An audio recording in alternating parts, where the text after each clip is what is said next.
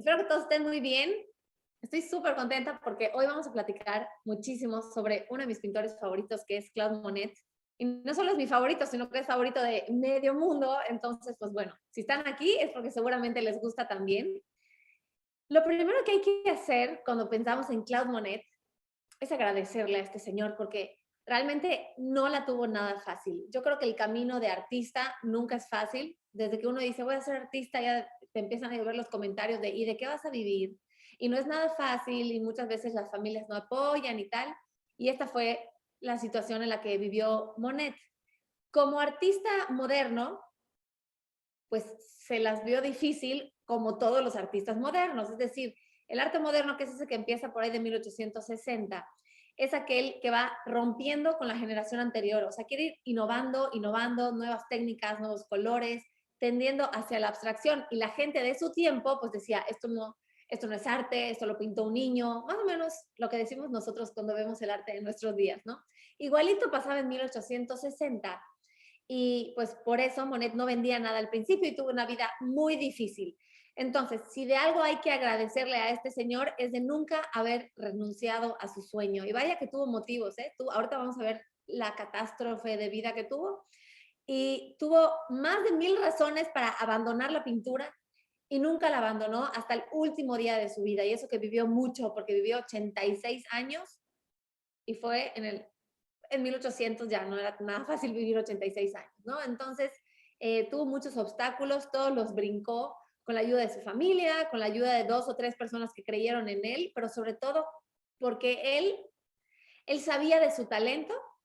Hubiese sido muy fácil renunciar, pero gracias a Dios no fue así. Entonces, pues bueno, lo primero que hay que hacer, como les dije, cuando pensemos en Claude Monet, es decirle gracias, porque gracias a su tenacidad y su dedicación y su lucha, pues tenemos una obra de arte increíble y el arte cambió de rumbo, ¿no? O sea, fue un cambio total que se ve antes y después del impresionismo. Y el impresionismo, en pocas palabras, es Claude Monet.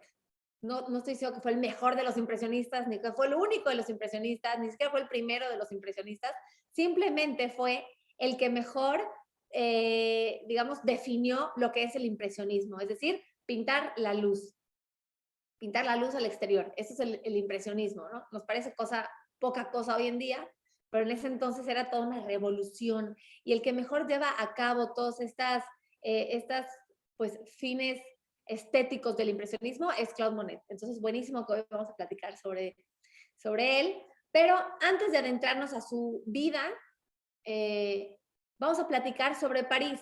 Los que estuvieron en mi clase de Manet, que no son, o sea, no son parientes ni nada, simplemente los apellidos se parecen, Monet y Manet. Fueron contemporáneos y amigos, ¿no? Pero bueno, los que estuvieron en mi clase de Manet ya sabrán el contexto histórico, porque como vivieron en la misma época, pues las mismas cosas pasaron, ¿no? Entonces, es un momento increíble en la historia de París, porque es cuando París surge, el París que conocemos ahora y que tenemos la idea de ese París romántico, pues es este momento exactamente cuando empieza a surgir, ¿no? Nosotros pensamos en París y decimos, wow, la ciudad más romántica del mundo, la más linda, icónica, la idealizamos, la Torre Eiffel, los Champs-Élysées, todo eso de París es hermoso, pero cuando Monet era chico, cuando él nace precisamente en París, el París de aquel entonces no era para nada lo que es hoy, ¿no? París más o menos de ese entonces, de finales de 1800, mediados de 1800, era lo que es hoy el callejón más angosto y oscuro de Venecia. Venecia que está lleno de callejones, que sí tienen su encanto, digo, es fácil amar Venecia, pero tiene callejones tan angostos, tan descuidados, que huelen a humedad, que huelen a pipí. Bueno, así era París, así era toda París en ese entonces, ¿no? Las calles eran tan angostas que no había luz, no podía entrar la luz, no había viento, el alcantarillado era defectuoso, entonces todo el agua se estancaba, había mucha basura estancada, era el lugar perfecto para la contaminación, para el contagio de enfermedades, la peste, el cólera, pandemias surgían a cada rato. ¿Por qué? Por la falta de higiene que había, ¿no? Hay una escritora que se llama Shelley Rice, ella escribe un libro que se llama Parisian Views, y ahí dice que todos los parisinos creían o sentían que París era un cochinero, en pocas palabras, ¿no? Era un lujo vivir en el campo, pero por necesidades económicas y pues porque ahí había más trabajo, pues la gente estaba en París, ¿no? Pero realmente no era un lugar muy bonito como lo es hoy, ¿no? Más o menos así era el París del siglo XVIII. Y había otro problemita ahí, se organizaban las barricadas con mucha facilidad. ¿Qué son las barricadas? Pues son esas artimañas, no de alto rango militar, sino más bien de la gente del pueblo, en donde precisamente el pueblo se manifiesta en contra del gobierno y pone una barricada, es decir, una valla hecha de piedras, de sacos de arena, de carruajes volteados, de valla humana, lo que tú quieras, para impedir el paso del ejército, ¿no? Y esto era súper común en París de 1850, y cuando el ejército quería pasar, pues bueno, como los callejones eran tan angostos, con 2 o 3 personitas y una carreta llena de piedras, bloqueabas el paso del ejército y bloqueabas toda la cuadra y atrapabas al ejército, ¿no? Entonces era un París que por más que ya había pasado la Revolución Francesa, seguían habiendo secuelas. No vayamos a pensar que la Revolución Francesa fueron 10 minutos en donde salió Libertad guiando al pueblo y Rousseau, Voltaire, Montesquieu, todos ellos, libertad, fraternidad, igualdad y acabó. No, la Revolución Francesa duró muchos años después, de hecho décadas después, seguían habiendo altercados, revueltas, protestas con barricadas, ¿no? Entonces ese país que existía hasta el 22 de junio de 1852 decide ponerle un alto a esta situación. Él quería hacer de París la ciudad más linda, la más elegante, la más moderna del mundo, quería competir contra Londres, contra Berlín, contra Madrid, contra Roma. Entonces, pues contrata a un señor que es George Eugene Haussmann, que va a ser un arquitecto que va a ser odiado o amado, ¿no? A mí me fascina, pero también yo no viví en 1850, muy probablemente lo hubiese yo odiado si hubiese sido ciudadano de ese entonces, ¿no? Lo que hace este señor es que en menos de 2 décadas destruye el 60% de París, es decir, todos los edificios viejos, los callejones, todo lo tumba, lo destruye y construye nuevos edificios con avenidas amplísimas, los edificios que son más o menos como estos, van a tener unas ciertas reglas súper estrictas para poderse alzar, ¿no? ¿Qué va a hacer este señor? Va a alterar las reglas, las leyes de Francia para poder expropiar propiedad, pasarse por el arco del triunfo todas estas reglas de la propiedad privada y tal, y poder comprarle a los ciudadanos por muy poquito dinero su terreno, o sea, su piso o su departamento, y construir un nuevo París, ¿no? Todas las fachadas iban a ser las mismas, habían unas reglas súper estrictas de arquitectura, ¿no? Que por ejemplo, todos los edificios debían de medir 20 metros de altura, solo podían haber 6 plantas, todas las plantas deberían de medir lo mismo, el material iba a ser una piedra caliza como color crema, iban a haber tejados de zinc con una inclinación de 45 grados, y luego los balcones iban a estar en la segunda y en la quinta planta. Al principio, estamos hablando de 1852, ¿no? Cuando empieza todo el relajo. Por ese entonces, la gente muy adinerada, que era la que podía pagar los nuevos edificios, iba a vivir en la segunda planta, porque era el balcón, ¿sí? No existía el elevador. Hasta 1870 se inventa el elevador. Ya para eso, entonces ya lo nice era vivir en la quinta planta, ¿no? Entonces, pero al principio lo elegante o lo caché era vivir en la segunda, y luego ya se pasó y surge la idea del penthouse, ¿no? Como hasta ahorita. Y en pocas palabras, se remodela todo París y es cuando nace la ciudad de las luces, ¿no? Ahorita vamos a hablar de por qué se dice ciudad de las luces. Napoleón, además de dejar chula la ciudad, tenía realmente finalidades políticas escondidas bajo la manga, ¿no? La primera finalidad política era mandar a todo el pueblo, al proletariado, a la clase baja, a la periferia. Es decir, pues sí, tú vivías acá, pero ahorita ya no puedes pagar ese edificio y te vas a la periferia. Te vas a las afueras, te vas al campo, a donde tú quieras, pero tú ya no puedes vivir en el corazón de París porque no puedes pagarlo, ¿no?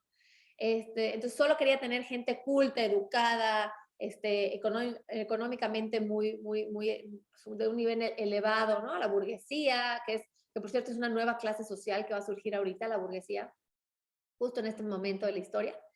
Entonces manda a toda esa gente al pueblo, a las afueras, y empieza a tener a gente Katrina en el centro de París. Y la segunda finalidad política era que quería impedir las barricadas, es decir, con esas avenidas tan grandes, el pueblo ya no podía bloquear el paso del ejército. Imagínense intentar bloquear Champs-Élysées, pues necesitas a un batallón, o sea, necesitas un ejército, y pues por eso las avenidas eran tan grandes y tan amplias. Claro que años después, eso Napoleón no lo vio venir, años después por esas mismas avenidas iba a desfilar Hitler con toda su tropa nazi, pero bueno, hoy por hoy tenemos unas avenidas preciosas, unos jardines divinos, las avenidas todas están idénticas, por eso París es París, porque tú puedes caminar 15 cuadras y todas las calles son iguales, las fachadas son iguales y te da ese feeling de estar en París, ¿no? Tenemos algunas ciudades, por ejemplo, Mérida, yo soy de Mérida, ¿no? En Mérida tenemos Paseo Montejo y ahí hay algunas casas estilo francés, ¿no? Porque Mérida, Yucatán tuvo su boom económico y ahí sí hicieron muchísimas casas estilo francés. Y aunque sea la casa tipo París, no te sientes en París. ¿Por qué? Porque ves tu casa divina y la siguiente es un Oxxo, que es una tienda de convenciones, y la siguiente es un deshuesadero, y luego tienes un banco, y luego tienes otra casa tipo París. En resumidas cuentas, no te sientes en París, ¿no? París es París porque caminas y caminas y todo está igual de lindo. Hay cafecitos en todas las orillas con sus tejaditos, en fin. Esa fue la idea de Napoleón. Yo creo que logró construir un icono de ciudad, aunque sus contemporáneos lo odiaron, ¿no? Es conocida como la ciudad de las luces, porque justo en ese entonces se inventaron las lámparas de gas, ¿no? Aquí las farolas. No fue la primera ciudad del mundo en tener alumbrado público, pero sí fue de las primeras y lo hizo de una manera majestuosa porque vean nomás ese tipo de faroles que hasta el día de hoy existen. Entonces, no solo la ciudad se bañó de luz al tener avenidas amplias, porque la luz del sol ya podía entrar a la ciudad, y rebotar en la piedra caliza, o sea, todo el mundo tenía luz en el pensamiento, pero además de noche también ya había luz, ¿no? Entonces, esto va a ser vital, sobre todo para los impresionistas, porque los impresionistas lo que quieren es tratar de atrapar la luz. Entonces, luz de día, luz de noche, luz en la mente y todo el mundo traía luz en la cabeza, ¿no? Hubieron un par de antecedentes históricos muy importantes sin los cuales no pudo haber nacido el impresionismo, ¿no? La primera es la Revolución Francesa, que bueno, pues como ya sabemos, fue de mucho dolor, mucha guerra, pero trajo buenas consecuencias, ¿no? Acaba el feliz tiempo pasado del artista. ¿Por qué? Porque antes los artistas existían para una función, es decir, ¿para qué existía el arte antes? Pues para pintar retablos de la iglesia, para pintar el retrato de algún rey, de algún noble, para pintar la mitología griega, la historia, para dar fe y legalidad de alguna gran batalla, ¿no? Ni Napoleón peleando a caballo y derrotando a los ingleses, ¿sí? Por ahí estaban los pintores, precisamente. Claro que le podían poner sus trucos y sus mensajes subliminales y tal, pero realmente el arte tenía una función de ser, decorar algo, un altar, una cabecera, una alcoba real. Con la Revolución Francesa, esto de la libertad le entra muy adentro al cerebro de los artistas y empiezan a sentirse libres de pintar lo que ellos quieran. Es decir, si quieren pintar a su esposa o una vaca o a lo que ellos quieran, lo pueden pintar. Corren el riesgo de morir de hambre y que nadie les quiera comprar sus cuadros, pero bueno, estaban dispuestos a correr ese riesgo, ¿no? Sobre todo Monet, que ahorita vamos a ver todo lo que tuvo que sufrir este pobre señor. Entonces, el primer gran antecedente es precisamente la Revolución Francesa, y otro gran antecedente fue la Revolución Industrial. La Revolución Industrial fue una revolución igual de importante porque, digo, se inventaron muchas cosas en la medicina, en la ciencia, con la tecnología, pero en lo que respecta al arte, se inventó algo importantísimo y esto es los óleos en tubo, ¿sí? Parece poca cosa, pero no lo es. Antes, todos los artistas tenían que conseguir sus pigmentos de una manera súper complicada, ¿no? El azul venía de Prusia, perdón, el azul venía de Persia, que es el Irán. Hay un azul Prusia también, pero ese no era tan bueno. Entonces llegaba el lapislázuli y lo tenían que moler, y el violeta venía de la baba, de la saliva del caracol en China, entonces también estaba bien complicado. El rojo venía de México, del bichito de los nopales. En fin, ser artista en 1600, en 1700 era bien caro porque no podías conseguir esos pigmentos. Entonces, por eso acababan pintando con colores tierra, ¿no? Café, ocre, amarillo, rojizo. Eran los colores que cualquier persona los conseguía ahí en la tierra, ¿no? Se inventan los óleos en tubo en la Revolución Industrial. Y no solo los colores van a ser más brillantes, también van a ser súper tóxicos, pero ahorita lo platicamos, pero los colores van a ser más brillantes y les da la posibilidad a los artistas de salir a la calle a pintar, de salir al aire libre, al campo, al bosque, a la catedral, porque antes tú como artista tenías tus polvitos mágicos que habías importado del Medio Oriente y no te ibas a dar el lujo de salir a pintar para que el primer vientecito te vuele todo el pigmento en polvo, ¿no? De hecho, ellos molían sus pigmentos y lo que les sobraba lo guardaban en vejigas de animales que costuraban y las metían en cubos de agua para que se conservara el color, ¿no? Era un material súper valioso. Monet y sus amigos ya pueden salir a la calle a pintar porque van a la botica de enfrente y dicen, me das 2 de verde, 2 de rojo, 2 de violeta, y cualquier cosa van a comprar más, ¿no? Entonces salen al exterior, abandonan el estudio por primera vez en la historia del arte. Y pintar al exterior tiene otra magnitud, porque de entrada estás encandilado con la luz del sol. Entonces todo lo ves más claro, todo lo ves más brillante, todo lo ves más... Y eso es lo que van a tratar de transmitir en su obra, ¿no? Por eso es muy importante la revolución industrial, porque gracias a ella el impresionismo puede abrir camino. Otro de los grandes antecedentes fue la fotografía. Apenas empezaba la fotografía, lo que ven enfrente, que es una foto muy pixeleada, pues, porque fue la primera fotografía del mundo, imagínense. Nipsey la tomó desde su ventana, ese triángulo que está ahí es el tejado de su vecino, y poco a poco se hacía popular todo el tema de la foto, ¿no? Por ejemplo, en 1888 se vende la primera cámara Kodak, es decir, cualquier simple mortal puede ir a Galerías Lafayette, bueno, todavía no había abierto, pero en un par de años iba a abrir, a comprar tu camarita, ¿no? Entonces esto pues le quita muchísima presión al arte. El artista ya puede pintar otras cosas, ¿por qué? Porque ya existe la foto para tomar el retrato de Napoleón o todas las cuestiones botánicas o de geología. Si hay alguna guerra, pueden ir los fotógrafos a darle clic a la imagen y no tienen que ir los pintores a pintar a todos en sus caballos, ¿no? Entonces también el arte se siente liberado, ya no tiene que existir por una función, ya puede ser 100% libre, ¿no? Así que nuestro protagonista de hoy nace en 1840 en Rue Lafitte, en París, y de chico le encantaba hacer caricaturas, ¿no? Él, a los 5 años, su familia se tiene que ir a vivir a La Haya y se da cuenta que era bueno dibujando y se sentaba en el malecón y empieza a pintar a toda la gente que pasaba y las vendía por 20 francos. No era un dineral, pero estaba buenísimo para un niño de 15 años. 20 francos y luego otros 20 francos, pues ya eras el millonetas de los amigos y pues estaba a todo dar para Monet, ¿no? Ahí conoce a un señor que es Eugene Boudin, que va a ser su maestro. Este señor va a ser importantísimo para la vida de Monet, porque él es de los primeros de la historia del arte que pinta al exterior, ¿no? Él lleva a sus alumnos al malecón y se ponen a pintar los barcos a velas que están ahí y les empieza a decir, oye, fíjense cómo se mueve el agua, cómo se refleja la luz en las velas. Y a Monet le va a encantar esto. O sea, era una cosa revolucionaria eso de salir a pintar a la calle, ¿no? Pues bueno, no existían los óleos en tubo y eran mucho más baratos, pues ya podían hacerlo, ¿no? Y de repente, ¿qué creen? Le toca la bolita negra, así lo decimos en México, como te toca ir a tu servicio militar y lo mandan a Argelia como soldado, ¿no?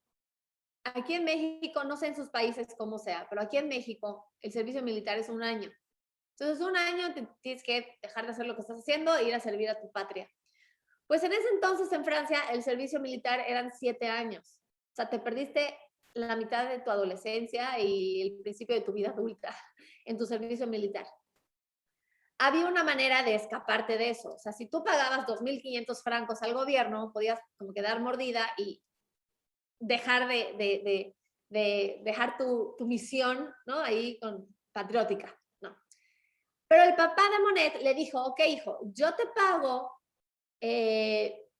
los 2.500 francos de la multa con la condición de que tú dejes de pintar, deja eso de la artisteada y te pones a trabajar conmigo. Y Monet dijo, a ver, ¿dónde me apunto al ejército? O sea, él no iba a renunciar a su pasión. Cuenta la leyenda, y esto ya se los cuento como chisme, porque realmente no está en ninguno de mis libros de Monet, pero sí lo lees y lo dicen los académicos, y ya no sé si es verdad o mentira, pues yo se los voy a decir. Y si ustedes lo quieren creer, pues que lo crean. Y si no, pues bueno, pues no pasa nada. Dicen que el papá de Monet tenía un amante y no quería que su hijo, que ya estaba en edad de enterarse de las cosas, se enterara, y por eso quería que el hijo se fuera al 7 años a África. Entonces le pone una condición que sabe que su hijo no la va a aceptar, que es deja la pintura.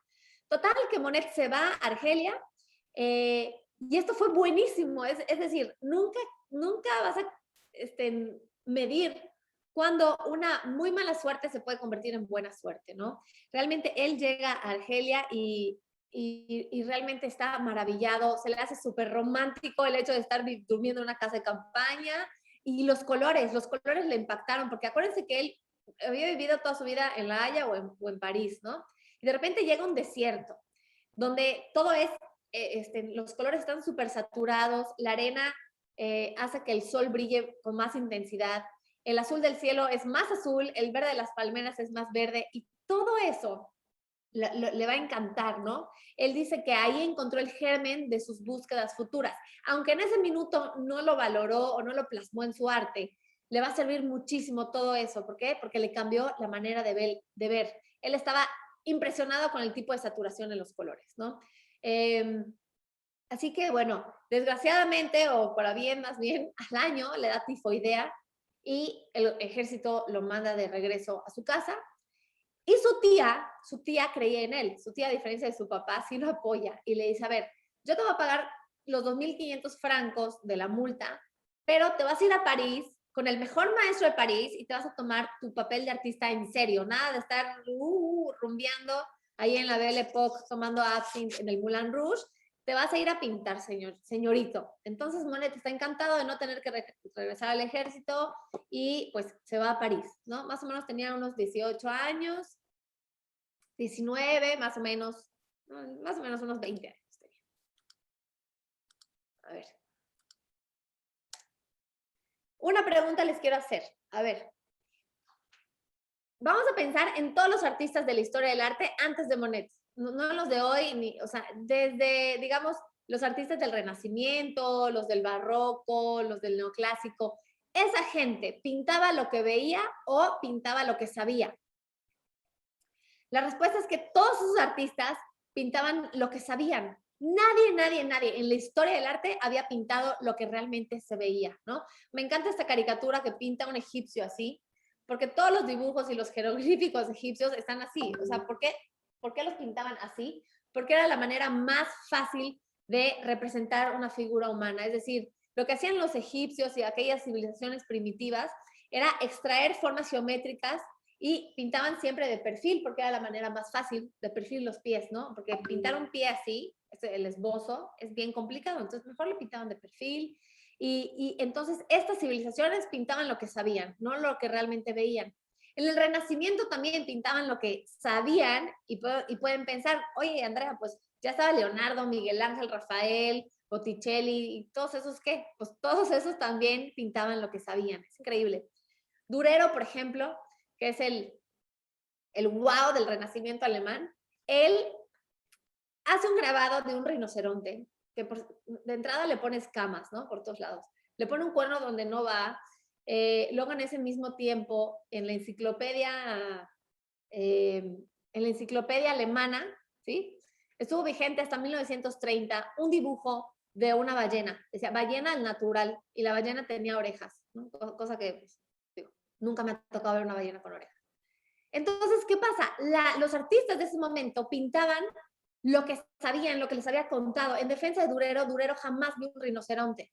O sea, un rinoceronte lo iban a llevar de África o de por allá a Portugal, porque el rey lo mandó a pedir, y en el camino obviamente el animal murió. Entonces nadie realmente en Europa vio el rinoceronte, solo los que iban en la tripulación, y se lo contaron al primo, del vecino, del amigo, del pariente, de Durero, y Durero de puras oídas dibujó, más bien grabó ese rinoceronte, ¿no? Entonces tampoco es su culpa haberlo puesto con escamas.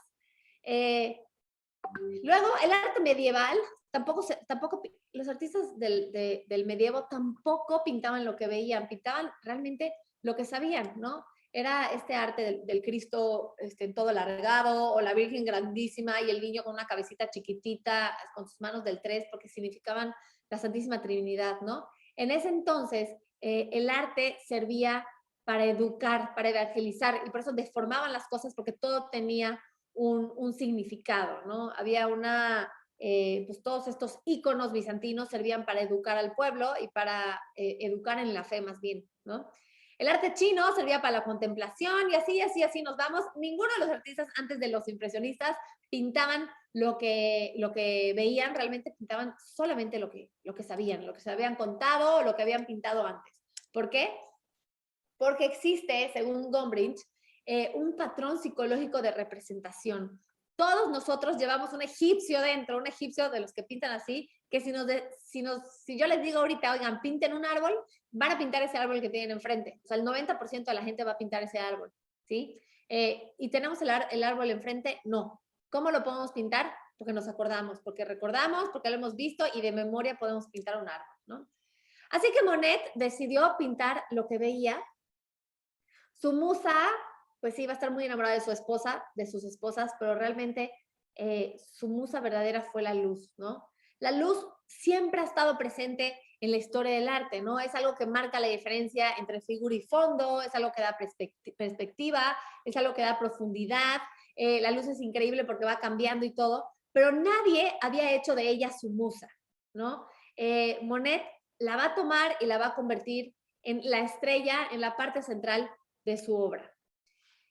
Llega a París, después de estar en Argelia, llega a París y empieza a pintar más o menos lo que pintaba su maestro. ¿Se acuerdan que Boudin pintaba puras marinas ahí en el Malecón de la Haya? Pues él empieza a pintar de esta manera muy tradicional, con colores todavía muy realistas, muy de la época anterior, que es el romanticismo, el neoclásico, y logra ser aceptado por el Salón Oficial de París, que es el mejor lugar del mundo en ese entonces para exhibir tu obra. Era muy difícil que el jurado te aceptara y gracias a Dios tuvo golpe de principiante porque sus dos marinas fueron súper aceptadas y recibieron muy buena crítica, ¿no?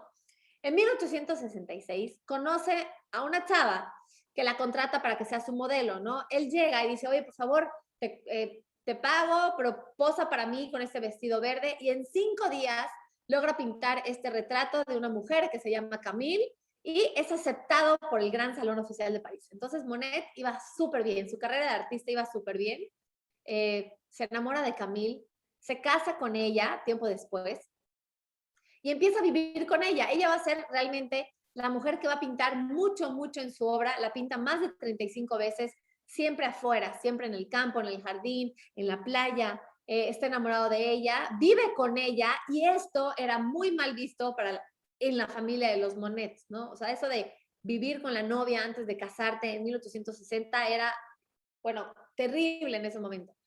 ¿Y qué pasa? Pues le cortan el dinero, porque el papá no está de acuerdo de pues, qué tipo de reputación tiene esa muchachita que ya se está metiendo contigo, ¿no? Se le corta el dinero y pues realmente ya no tiene con qué vivir, o sea, ya no está vendiendo obra porque empieza a pintar con estas nuevas ideas de pintar al exterior y tal.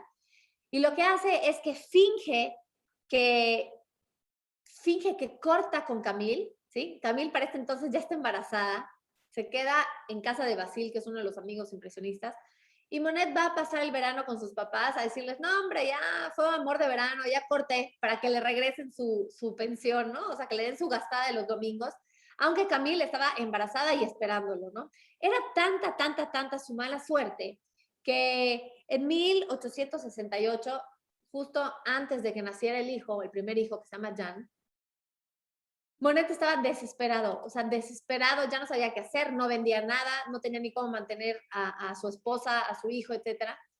Y en su desesperación, en su angustia por problemas económicos, se intenta suicidar. Se tira al río Sena, que es el que atraviesa París, y gracias a Dios alguien lo ve y lo rescata, ¿no?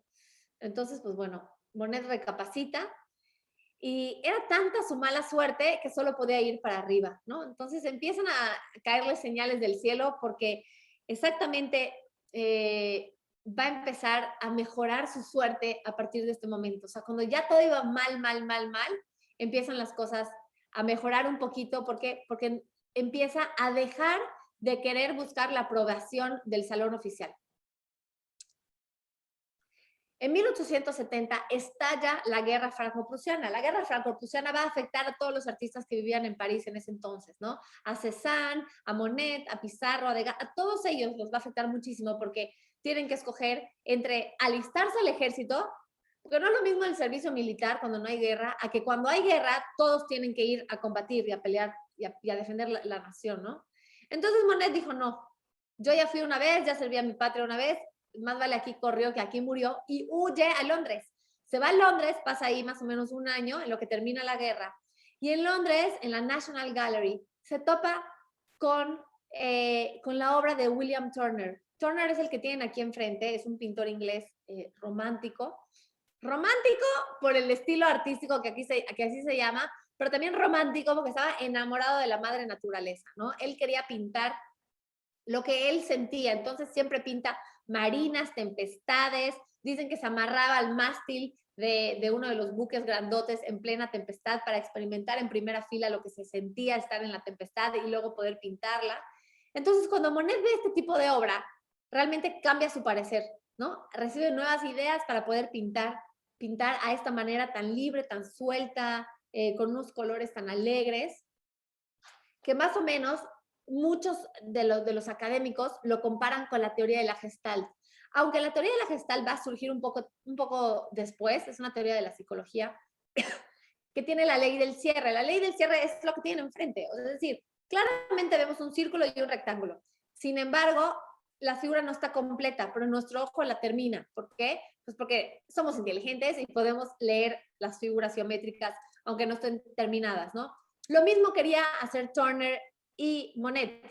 Es decir, con unas pinceladas desdibujadas, con óleo cargado, con unas pinceladas muy suaves, sin poner los límites tal cual de las figuras, dar la impresión y ya en tu ojo tú agarras el concepto, agarras la idea y entiendes lo que se está pintando, ¿no? Sin tener que ser tan textual, tan literal con la representación. Bueno, total, que regresa a París, se mete al estudio de Charles Gleyre, ahí va a conocer a Renoir, a Basile, a Sisley, a muchos de los que van a ser sus amigos impresionistas, pero sobre todo va a conocer a Manet. Manet es el padre del arte moderno, es un señor que él solito logró romper con la tradición y empezar a pintar cosas totalmente diferentes, ¿no?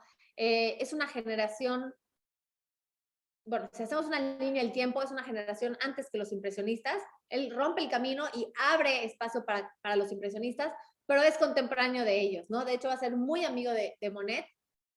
Sin embargo, nunca va a querer que lo asocien con ellos, porque ellos, los impresionistas, eran un poquito más jóvenes y pues él ya tenía una carrera ya recorrida, ¿no?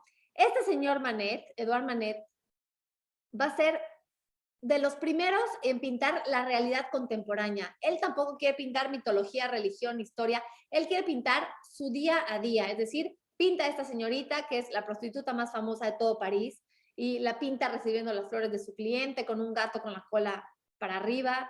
Cosas que obviamente eran una ofensa al pudor y al buen gusto de la época, ¿no? Pero tiene los pantalones de pintar la realidad y esto a Monet le va a fascinar. Eso de enfrentarse al gran salón oficial de París y pintar la realidad como la está viendo, ¿no? Como la está sintiendo, las cosas que realmente están pasando y pintar a gente de carne y hueso. Entonces, Manet va a ser una gran influencia. Tengo una clase de él gratis que la pueden descargar desde mi página por si quieren saber más de la vida de él. Muy interesante también, ¿no? Realmente, Monet, aunque para este entonces, que estamos hablando de 1869, no era reconocido, era burlado, no vendía nada. Él siempre fue un catrín, es decir, siempre tenía camisas almidonadas, planchadas de lino, con los abrigos siempre vestía bien, aunque realmente tuviera que reciclar sus cuadros porque no podía comprar nuevos materiales y nuevos lienzos, ¿no? Entonces pintaba, no lo vendía, entonces rascaba la pintura y pintaba encima, y si no lo vendía, lo había que reciclar. No, realmente no podía, darse el lujo de estar comprando nuevos pinceles y nuevos cuadros y nuevos lienzos a cada vez, ¿no?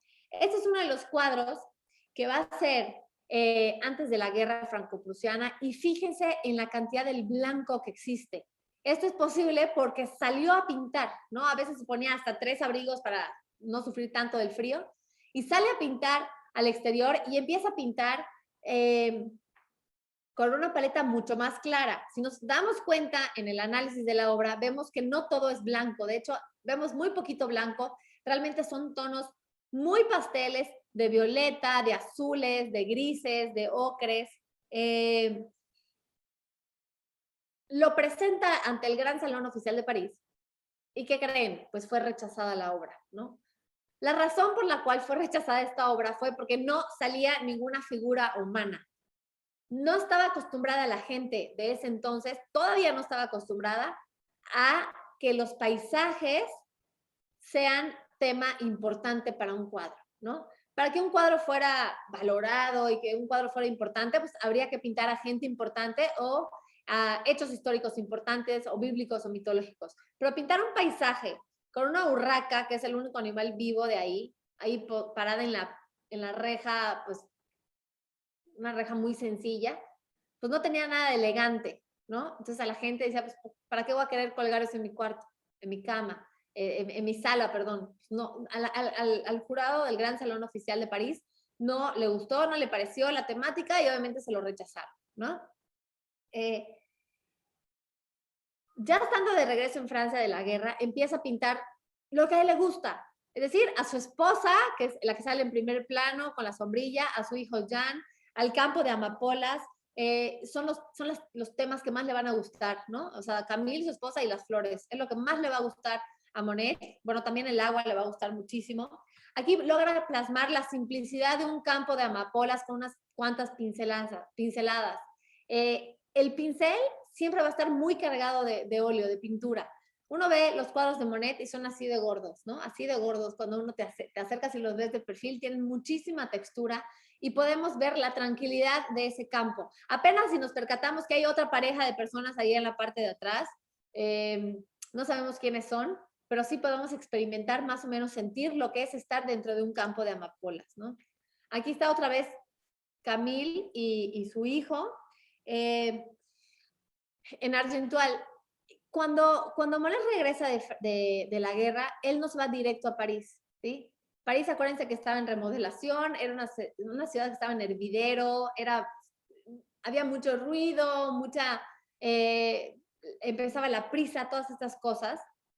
Mucha gente vivía ahí, era una ciudad muy atareada, y muchos de los artistas van a preferir la periferia o los exteriores o las ciudades cerquita de París, pero que gozaran de una paz y de una tranquilidad de vida de campo, ¿no? Entonces, Monet va a vivir los próximos 7 años aquí, de 1871, que regresa de Londres de la guerra, de 1871 a 1876, ahí va a estar, ¿no?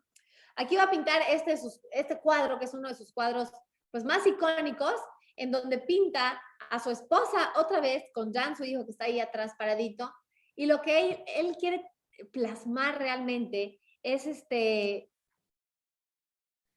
lo efímero que puede ser un momento, ¿no?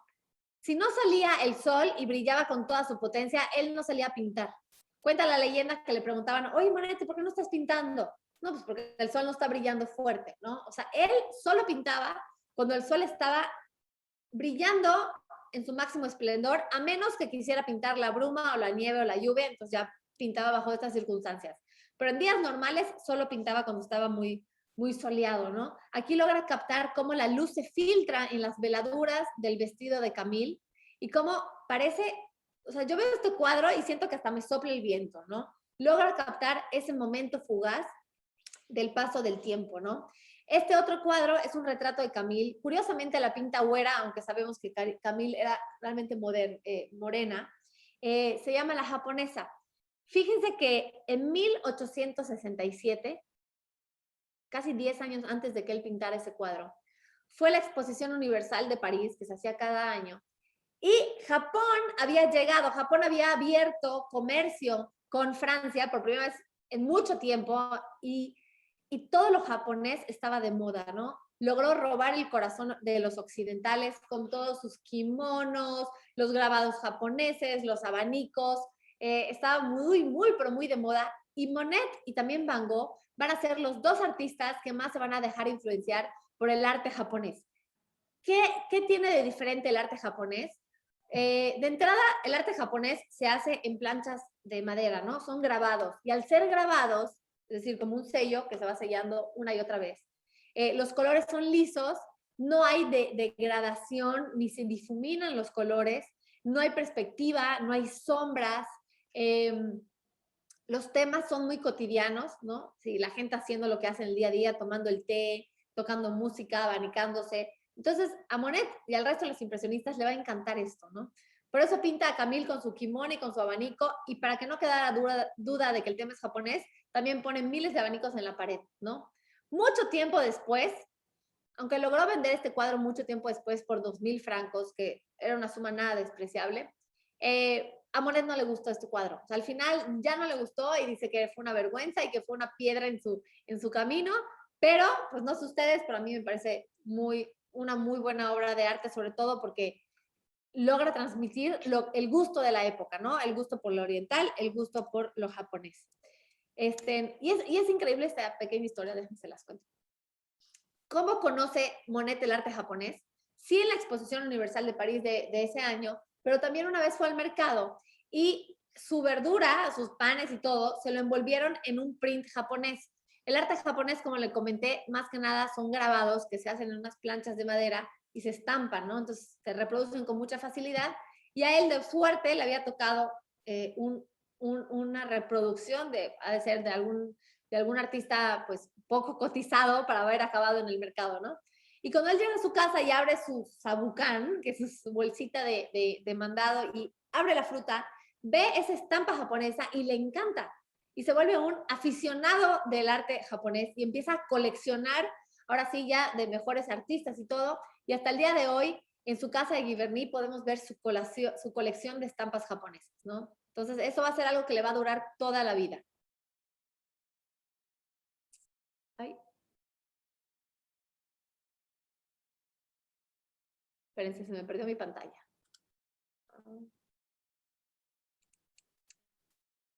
Ahí está acá, ya.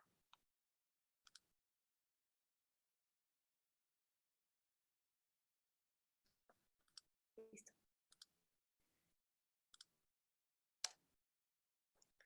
Para 1874 se va a poner bueno el asunto porque por fin muchos artistas se ponen de acuerdo en mandar a volar al Gran Salón Oficial de París y hacer su propia exposición en el patio de su casa, ¿no? El fotógrafo Nadar les dona literal el patio de su casa y hacen la primera exposición impresionista. En este momento todavía no se llaman impresionistas, sino que eran la asociación anónima de pintores, escultores y grabadores y otros, ¿no? Bajo el liderazgo de Pizarro es uno de los grandes impresionistas igual, se juntan 30 artistas y 165 cuadros y hacen la primera exposición, ¿no? El catálogo lo confecciona el hermano de Renoir, y aquí vamos a ver artistas como Renoir, Degas, Caillebotte, Pizarro, Basile, Sisley, también hay mujeres impresionistas, ¿no? Mary Cassatt, Bert Morisot, Eva González, en fin. 30 artistas se juntan y empiezan a exponer, ¿no? Van a haber muchos cambios en la manera de presentar la obra, ¿no? En el Salón Oficial de París y en los gabinetes de curiosidades y en las grandes colecciones reales y de la nobleza, la obra se exponía así, uno encima de otro. O sea, era un lugar todo tapizado de cuadros de piso a techo, ¿no? Los impresionistas cambian la manera de colgar la obra de arte para darle importancia a un cuadro a la vez, ¿no? Entonces, lo iban a colgar a la altura promedio de ojo y 1 por metro lineal. Entonces uno podía caminar y ver un cuadro y luego ver el otro y luego ver el otro, porque si no era un asedio de imágenes que no podías identificar nada, ¿no?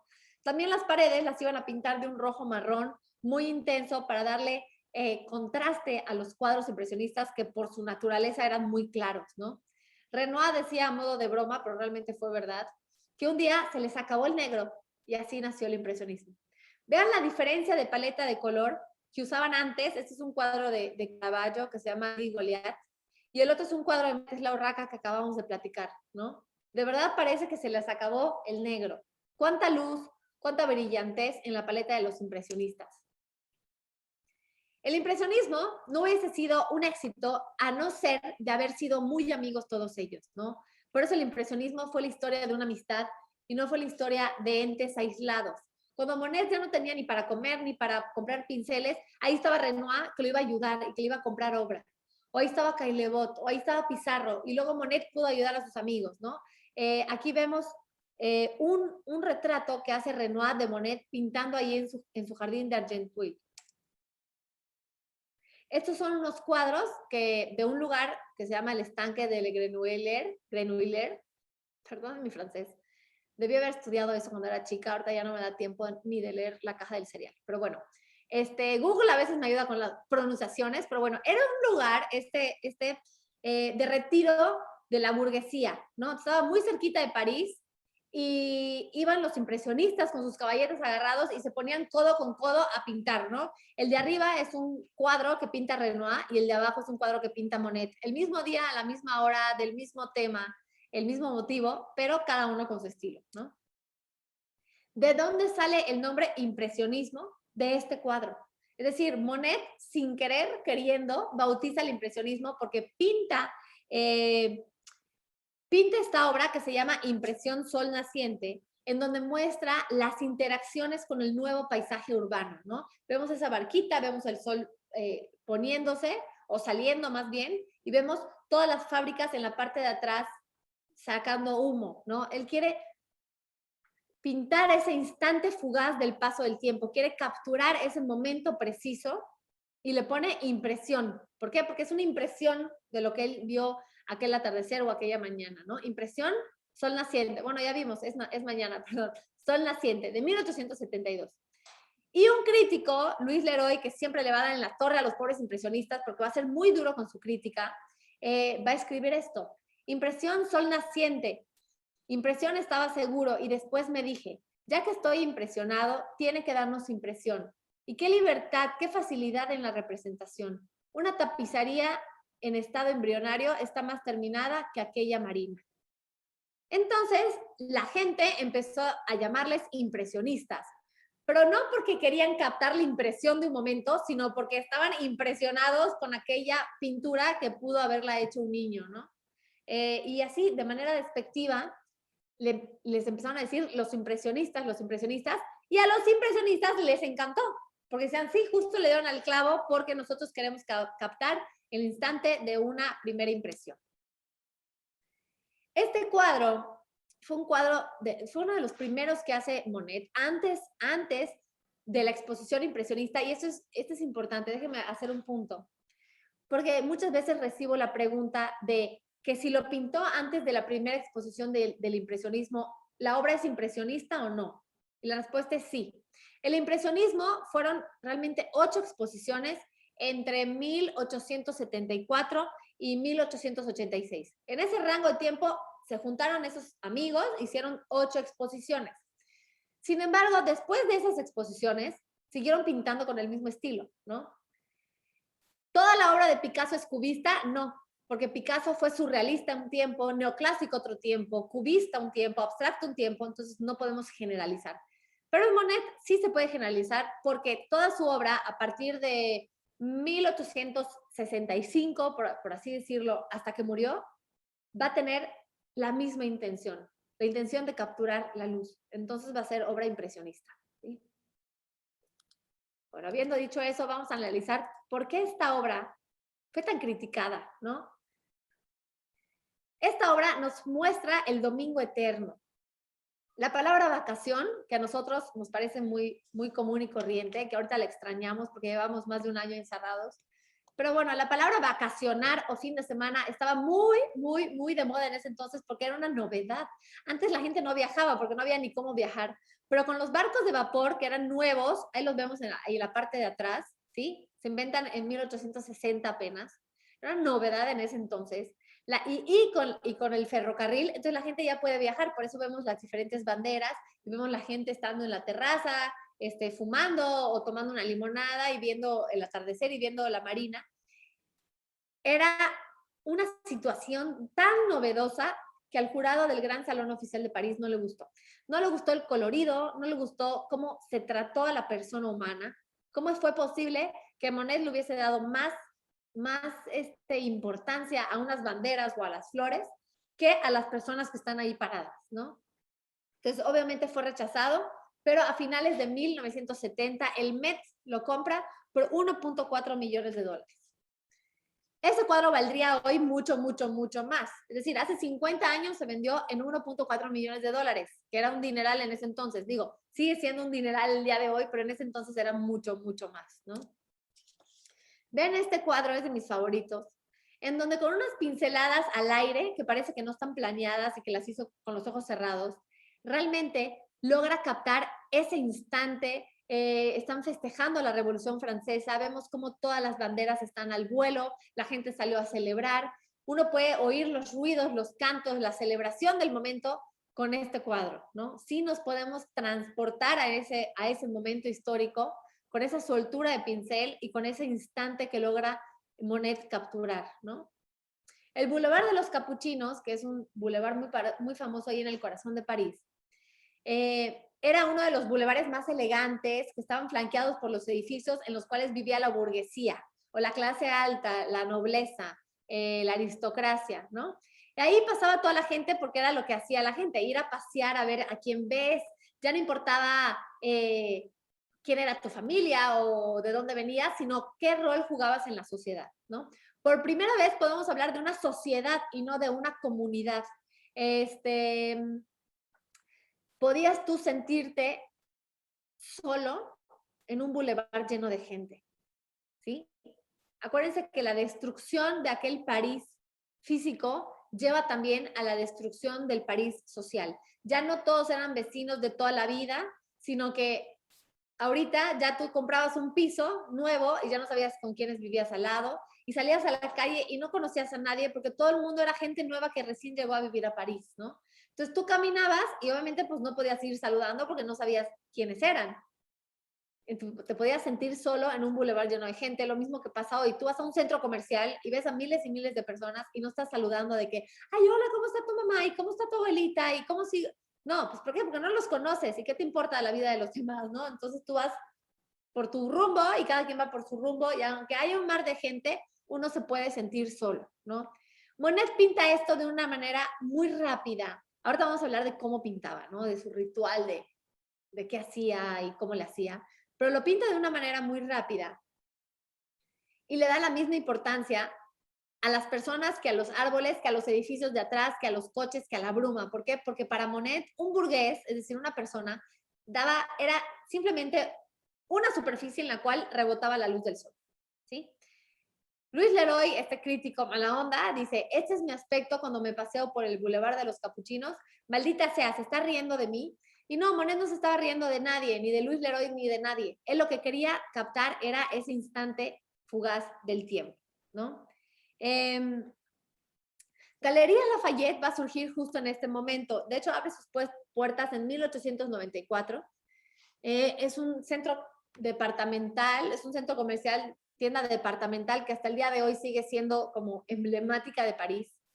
Y aquí es donde va a empezar a cambiar lo que les platiqué hace un momento, ¿no? Deja de ser una comunidad en donde todos se conocen y empieza a ser una sociedad, ¿no? Se rompe la cadena, se rompe la relación en la cadena de producción, ¿no? Antes tú ibas y a tu vecina le comprabas el pan, el baguette, y tu mamá se lo compraba a la mamá de tu vecina y tu abuelita a la abuelita de tu vecina y así por generaciones, ¿no? Había una relación con quién hacía tu pan, quién costuraba tus guantes, quién era tu artista de confianza. A todo el mundo conocías desde que naciste, pues. Con el París nuevo se rompen todas esas relaciones y uno va a Galerías Lafayette y compra un par de guantes y ya no sabes quién lo hizo, cómo lo hizo y quién era la abuelita y quién lo hizo, ¿no? Ya no importa. Se rompe esa relación entre producto, productor y consumidor final. También otro de los avances tecnológicos que hubo en ese entonces fue que por fin el ferrocarril llega a París, ¿no? Se inventa en Inglaterra en 1826, pero ya que, bueno, construyen todos los rieles y caminos y durmientes y llega a París ya de manera funcional, antes, ya estamos hablando de que es 1800 y tantos, ¿no? Ya casi a finales. La gente empieza a viajar en tren y es toda una experiencia, ¿no? ¿Por qué? Porque la gente antes viajaba o en burro, o a caballo, o a carreta, o a pie, y pues, ¿qué tan rápido puedes ir? Nunca se perdía la relación entre pasajero y paisaje, entre caminante y camino. En cambio, al viajar por el tren y uno voltear a ver la ventana y ver todo borroso, esa visión, ¿no? Que muchos hasta se mareaban en su primer viaje de tren, esa visión fue la que encantó a los impresionistas y sobre todo a Monet, que decidió hacer una serie de la estación de tren, que era una estación de tren nueva, por cierto, que tenía un techo de cristal. Entonces el techo de cristal era óptimo para lo que Monet estaba buscando, que era que la luz se filtrara por el techo y hacía juegos con toda la bruma y todo el vapor que salía de los trenes, ¿no? Se hizo muy amigo de uno de los directores de la estación de San Lazar y este amigo hacía que los trenes retrocedieran y entraran y simularan llegada para que Monet pudiera pintar, ¿no? Aquí sigue sin ser famoso. De hecho, su serie fue cero aceptada, fue muy criticada. Él pintó muchos cuadros de la estación de tren, no vendió ninguno y luego ya no tenía ni cómo pagar su deuda en la tienda de materiales, tanto que tuvo que darle 16 de esos cuadros al dueño de la tienda de pinturas porque él había comprado muchísimos lienzos y muchísima pintura, había empeñado casi su alma jurando que iba a tener éxito y no vendió nada, ¿no? De hecho, él expone en ese momento 29 cuadros y un crítico dijo que parecía que Monet había pintado los 29 cuadros en una tarde, ¿no? Creían que Monet le estaba declarando la guerra a la belleza y esta serie de la estación de tren de San Lazar fue, pero muy, muy mal recibida por el público y por la crítica, ¿no? Llegó un punto que era tan su mala suerte que ya no podía pagar la renta en París, porque la renta en París era carísima. Ya les dije que París era nuevo, los edificios, las rentas eran elevadas y ya no podía pagar eso, ¿no? Entonces, ¿qué pasa? Él tenía un gran comprador, un señor llamado Ernest Hochede.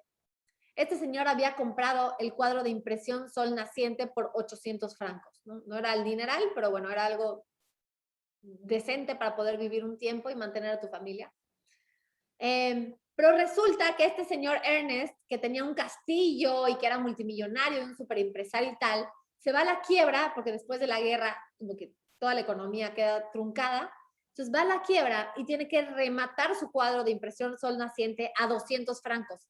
Esto nos dice que hay una caída en los precios de Monet también, ¿no? Lo vende por 800 y tiempo después se remata en 200 francos. Los precios de Monet no eran estables en el mercado y Ernest también le estaba pasando mal, nada más que él, en vez de 2, tenía 6 hijos y una esposa llamada Alice. Entonces se ponen de acuerdo y se van a Betuil, que es un poblado cerca de París, a vivir las dos familias, los Monet con Camille y sus 2 hijos, que son Jean y Michel, y Ernest y Alice, este matrimonio que tienen 6 hijos, ¿no?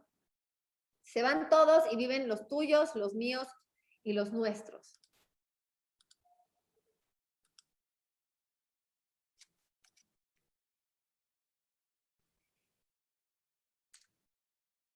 Camille estaba súper enferma. De hecho, va a morir a los 32 años de cáncer de útero. Y en este entonces es muy difícil para Monet no poder tener dinero para comprar las medicinas de su esposa. Él escribe que 200 francos harían la diferencia en la salud de su esposa, mínimo para que no sufriera tanto o no sintiera tanto dolor, y que ya le daba pena seguir pidiéndole prestado a sus amigos, ¿no? Porque siempre pedía prestado, porque no vendía nada. Pudo haber trabajado de otra cosa, pero bueno, la pasión era tan grande que no quiso renunciar a eso. Entonces hacía lo que podía, pedía prestado, remataba sus piezas con tal de darle bienestar a su esposa, pero finalmente muere en septiembre de 1879, cuando vivían todos juntos, ¿no? Alice le ayudaba a cuidar a Camille y a los niños y a los quehaceres de la casa. Ernest tenía que estar viajando entre París y Betuil, que era donde vivían, y Monet, pues bueno, seguía pintando. Y muere Camille, y pues para Monet fue una tragedia. Acuérdense que había sido su gran musa, ¿no? ¿Qué pasa? Pues se queda viviendo con Alice, y Alice era, entre comillas, pues como viuda, porque su esposo, que entra en una depresión terrible, que también se intenta suicidar un par de veces y todo, nunca estaba con ellas porque siempre estaba trabajando fuera, ¿no? Entonces, pues bueno, estaba Monet, que era un viudo, y esta mujer, que era una mujer casi dejada, y pues se enamoran, que era lo natural que iba a ocurrir, ¿no? Se enamoran, pero tienen que esperar 10 años a que muera el marido de ella para que ella pudiera casarse con Monet, ¿no? A diferencia de, a diferencia de Camille, Alice casi nunca deja que la pinte, ¿no? Pues porque su situación no estaba bien dicha. O sea, ella era una mujer casada que estaba viviendo con otro hombre y no quería que la pinte, pues porque qué iba a decir la gente. Entonces, hay muy pocos retratos de Alice. Y pues además Alice estaba muy celosa de Camille. Aunque Camille ya había muerto, a ella le daba pues mucha envidia, muchos celos, como Monet la había amado de esa manera y ella sentía que nunca le iban a amar igual a ella. Entonces también cuenta la leyenda que una vez Alice quemó todas las cartas y todas las pertenencias que había dejado Camille en un ataque de celos, ¿no? Finalmente Monet se logra casar con ella y, y pues viven los 2 hijos de Monet, los 6 hijos de Alice y ellos 2 juntos en la misma casa, ¿no? Luego se cambian a otra casita igual ya a las afueras de París y se inunda todo el primer piso porque rebosa el río y dice Monet, ya no puede con tanta mala suerte. De todos modos, esa casa no le gustaba porque no estaba bien iluminada, así que, bueno, ya al final de tanta mala suerte, de cambiarse de un lugar, de irse a otro y estar del tingo al tango entre los pueblitos alrededor de París, de repente en un trayecto de tren hacia París, pasa por un pueblito, que se llama Giverny, y de lejos lo ve y dice, ese es el lugar, este es el lugar, ¿no? Entonces se baja y empieza a ver los lugares y decide comprar una pequeña parcela que más tarde va a comprar el terreno a sus vecinos y la va a hacer gigante, ¿no? Pero en principio empieza con una pequeña parcela y ahí empieza a sembrar un jardín, ¿no? Esto fue posible gracias a que tuvo la buena suerte de ganarse la lotería, ¿sí? Eso no es mito, esto es 100% real. Monet en 1890 se gana la Lotería Nacional Francesa por una suma de el equivalente a $10,000, ¿no? Las fuentes están un poco confundidas porque hay libros que dicen que fueron $10,000 de la época, equivalente a $330,000 de hoy, o hay quienes dicen que fueron $10,000 del día de hoy, que también, pues, es un buen dinero, sobre todo si no vendes nada, ¿no? Antes de hablar de las famosas series de Monet, quiero hablarles de su paleta, ¿no? La paleta de Monet, que es esta, por cierto, tenía ciertos colores, de hecho 4 colores que eran sumamente tóxicos, pero el color más tóxico era un color llamado verde de Scheele. Scheele fue un químico que inventa el color verde Scheele, pero era tan tóxico que realmente llevó a la muerte a muchísima gente. Ese verde se usaba para pintar juguetes, cortinas, alfombras, tapices, para hacer pinturas para los artistas. De hecho, hay muchos historiadores que afirman que Napoleón Bonaparte muere de intoxicación porque el tapete y el tapiz de su cuadro estaba pintado con ese verde, ¿no? Hay noticias de aquella época en donde familias enteras en Londres mueren. ¿Por qué? Porque los juguetes o porque las sábanas estaban pintadas de ese verde. Entonces, luego ese verde va a cambiar por un verde conocido como verde París, que también va a ser súper tóxico, ¿no? Además tenía otros 3 colores que eran muy tóxicos también. Y muchos de los doctores, que también son historiadores del arte, afirman que la ceguera, que ahorita vamos a hablar de la ceguera de Monet, porque es importantísima, que la ceguera de Monet y los problemas de visión de Degas y la diabetes de Cézanne se debe a estos colores tan tóxicos, ¿no? Obviamente, hoy por hoy las fórmulas ya están un poquito más probadas, pero en mi experiencia de artista sí les puedo decir que los colores al óleo son tóxicos, ¿no? Yo he pintado toda mi vida desde que tengo uso de razón, pero a partir de hace unos 6 o 7 años ya no puedo pintar más de cierto tiempo las pinturas al óleo, ¿no? Yo cuando pinto al exterior como impresionista, porque no me atrevo a pintar en un lugar cerrado porque los olores son súper fuertes, ¿no? Los olores y todos los gases que hay detrás del aguarrás, del óleo y tal. Si yo pinto más de 1 hora seguida, me empiezo a quedar sin voz. Y eso que estoy pintando al aire libre, ¿no? Entonces yo desde mucho antes de pandemia tengo colección de tapabocas y así pinto. Y eso me pasa a mí que no pinto tanto como pintaba, por ejemplo, Monet, con colores todavía más tóxicos. Entonces yo no dudo que cuando dicen que Goya quedó sordo por la toxicidad del blanco y que Monet perdió visión por la toxicidad del verde y todo eso, yo sí creo que pudiera tener algo de razón, ¿no? Claro que pudo haber sido por otra causa, pero pues podemos comprender que en ese entonces esas pinturas eran muy malas para la salud. Vámonos a un pequeño break, porque siempre doy 5 minutos de break en las clases para rellenar la copa de vino o para estirar las piernas y nos vemos aquí en 5 minutitos.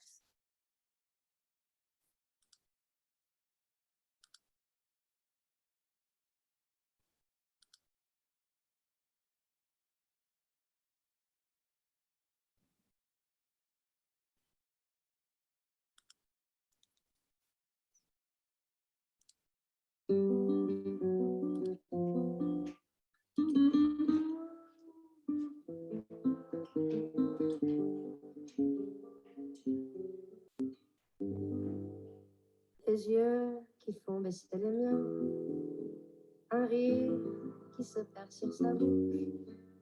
Voilà le portrait sans retouche de l'homme auquel j'appartiens. Quand il me prend dans ses bras, qu'il me parle tout bas, je vois la vie en rose. Il me dit des mots d'amour, des mots de tous les jours, mais moi, ça fait quelque chose. Il est entré dans mon cœur une grande part de bonheur dont je connais la cause. C'est lui pour moi pour lui dans la vie. Il me l'a dit, l'a juré pour la vie. Et dès que je l'aperçois, alors je sens moi mon cœur qui bat. Des nuits d'amour à plus finir, un grand bonheur qui prend sa place. Des ennuis, des chagrins s'effacent. Heureux, heureux à en mourir. Quand il me prend dans ses bras, il me parle tout bas, je vois la vie en rose. Il me dit des mots d'amour, des mots de tous les jours, et ça fait quelque chose. Il est entré dans mon cœur une part de bonheur dont je connais la cause. C'est lui pour moi pour lui dans la vie. Il me l'a dit, l'a juré pour la vie. Et dès que je l'aperçois, alors je sens moi mon cœur qui bat.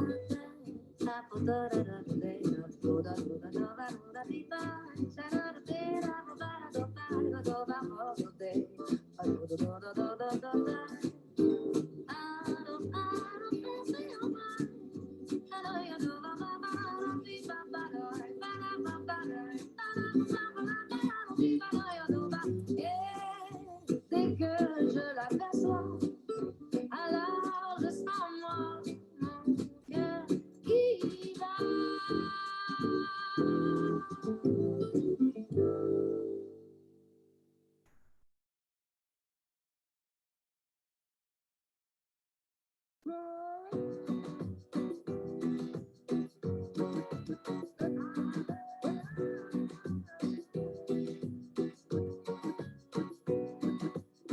là où je vais, tant que j'ai l'audace de tenir la main de l'autre pour aimer le temps qui passe. Dans tout ce que je fais, la rage et l'amour s'embrassent. Qu'elle soit mienne ou qu'elle soit vôtre, la vie nous dépasse. Que vendrá, yo te escribo mi camino sin pensar, ¿dónde acabará? Dans mes joies, dans mes peines, dans mes choix, dans mes larmes, je laisse aller mes sentiments. Au mieux on écrit son chemin comme on se soigne pour aimer indifféremment. Sur les sables mouvants, un passé qui s'effondre, je me raccroche à ce que j'aime, prenons soin de chaque seconde. Les heures prendront soin d'elles-mêmes. Que vendrá, escribo mi camino sin pensar, sin pensar.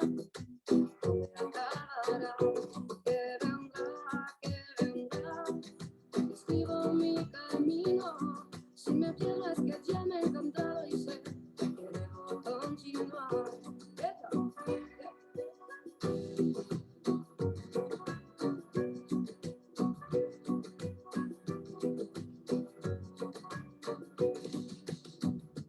Parce que nous sommes ici sans savoir ce qui nous attend un peu plus tard. Laissez parler mon instinct me guérit.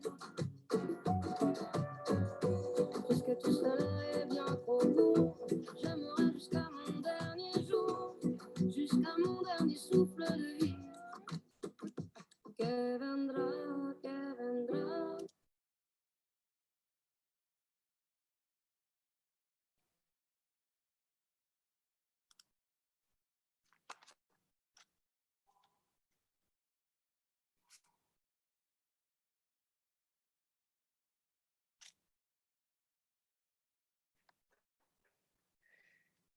Ya regresamos.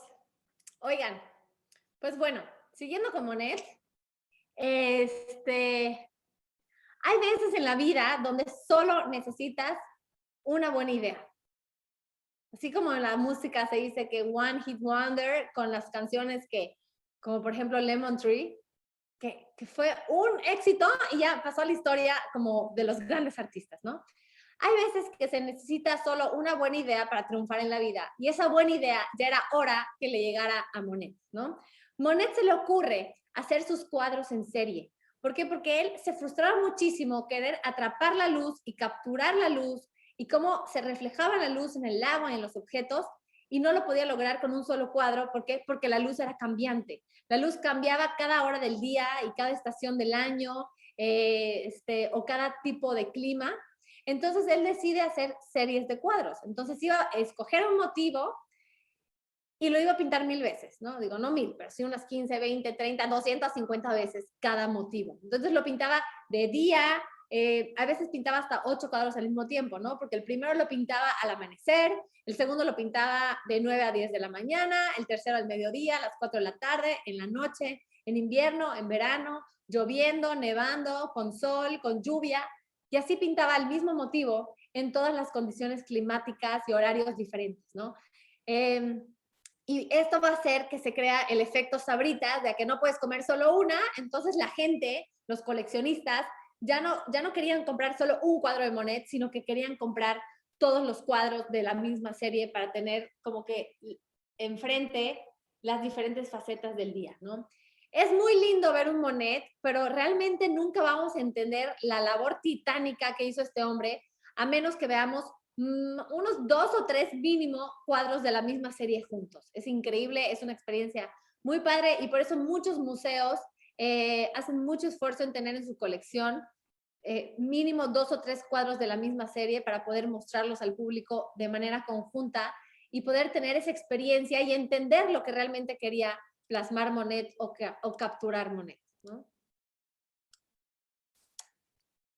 Aquí está su serie de los almiares, que son estas cositas de paja, que por su naturaleza son cambiantes, cambian con el viento, cambian de color con el clima, y son cosas efímeras, ¿no? Los álamos también, porque florean y luego quedan pelones y bueno. Y la serie que a mí más me gusta, bueno, de las que más me gusta, es la serie que hizo de la Catedral del Rouen. Cuando la primera vez que vi esta serie, dije, ¿por qué habré escogido la fachada de la catedral? Aquí está, se la dejo. ¿Por qué habré escogido la fachada de la catedral? Porque una catedral gótica parece que es la cosa más permanente de la tierra. Entiendo que el hombre haya querido pintar el estanque de las nenúfares, o los árboles, o los almiares, o los pajares, porque son cosas que se mueven con el viento, que se le caen las hojas, que cambian. Pero la fachada de una catedral gótica parece que es un bloque de cemento que cayó del universo y ahí se vino a quedar por siempre, ¿no? Es una cosa que no cambia. Y sí me llamó mucho la atención que Monet haya escogido este tema, ¿no? Lo que él hace es que él va a rentar el departamento de enfrente. Para este entonces, acuérdense que ya se había ganado la lotería y ya estaba empezando a vender, ¿no?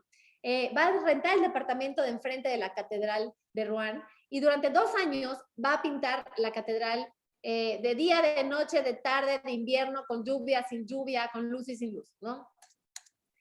¿Qué es una catedral gótica?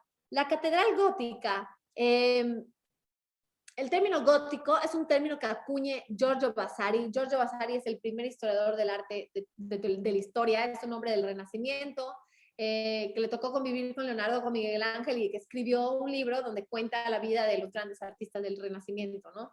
Él acuña el término gótico porque lo gótico surge en la Edad Media, es decir, un periodo antes del Renacimiento, y significa bárbaro, gigante, oscuro. Eso significa el término gótico, y se lo puso de una manera despectiva. Pero realmente eso era lo que querían los arquitectos góticos, grande, bárbaro y oscuro. Quería que fueran altas las catedrales góticas para que cuando tú entrases a esa catedral sintieses tu pequeñez ante Dios, ¿no? Dice, soy una criatura y yo no soy nada y polvo seré y Dios es todopoderoso y yo soy una porquería. Esa era la intención de las catedrales góticas, por eso son tan grandes, tan frías, tan oscuras, ¿no? Pero al mismo tiempo están llenas de luz. Los vitrales de las catedrales góticas son espectaculares y es todo un componente psicológico lo que hay detrás de estos vitrales.